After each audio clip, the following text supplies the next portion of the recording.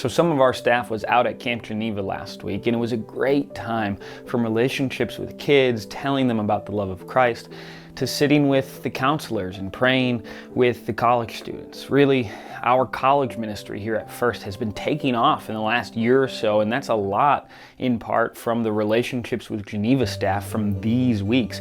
And so it is great to sit and have conversations and think about the spiritual life with them. And one of the things that we talked about with the counselors that I was with this past week was this idea of messianic time. And the idea comes from the Apostle Paul in Romans 9, and he has this section talking about God's work and human work, saying it does not therefore depend on human desire or effort, but on God's mercy.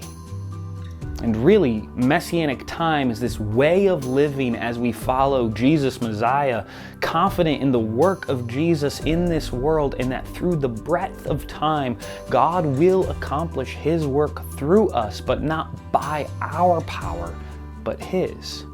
It removes us from the constant urge to feel like we need to produce and become, but rather gives us the freedom to just be and move deeper into the spiritual life.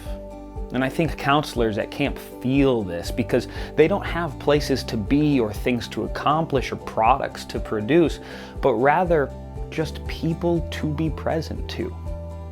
And for the rest of us, I think summer as a season gives us this opportunity, a break from the rhythms of school and programming, as much structure as we generally have, and it offers us spaces to be present to God and one another. You see, the idol of our day for many of us is this simple word: productivity. Many of us rate how good life is by how much we accomplish, produce, or generate. How productive I am, that's what makes me valuable. How unproductive I am, that's what makes me anxious. Rather, messianic time is a whole different way of living that focuses more on relationships and presence rather than accomplishments. So this summer season, I encourage you, I implore you, find time not to produce but to exist. Find spaces to rest, and as you do so, don't remove yourself from community but engage with community, perhaps in a different way. Have someone over from church. Have someone over from church for dinner. No schedule or agenda. No what's the next thing that's coming, but just relationship in this messianic time that we get to exist in as a community. And so all of this reminds me of this prayer from Henry Nouwen where he says, "Dear God, I am so afraid to open my clenched fists. Who will I be when I have nothing left to hold on to? Who will I be when my hands are empty?"